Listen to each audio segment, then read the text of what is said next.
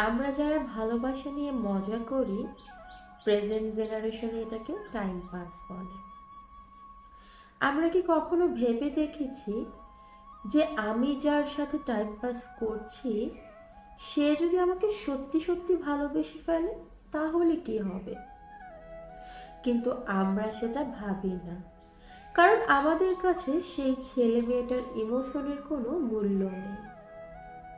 আমরা অনেকেই এই মিথ্যা ভালোবাসার শোক কাটাতে পারি না, যার কারণে হয়তো অনেকেই জীবনটাই ত্যাগ করে ফেলি, বা অনেকে সিগারেটের ধোঁয়া বুকে নিয়ে নিজেকে তিলে তিলে শেষ করে ফেলি।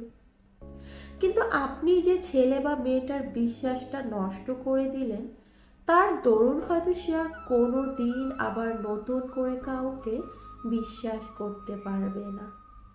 তবে যারা এই ধরনের কাজটা করে তারা একদিন না একদিন বুঝবে যে আপনি সেই ছেলে বা মেয়েটাকে কতটা কষ্ট দিয়েছেন, আর এটাই হচ্ছে রিভেঞ্জ অফ নেচার।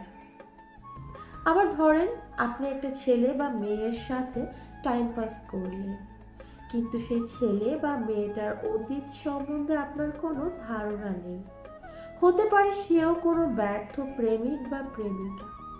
তাহলে সে কতটা কষ্ট পাবে আপনার হয়তো কোনো ধারণাও নেই, কারণ সেই ছেলে বা মেয়েটা আপনার জন্য নতুন করে বাঁচার স্বপ্ন দেখেছিল, কিন্তু আপনি তার সেই স্বপ্নটা ভেঙে একদম চুরমার করে দিয়েছেন।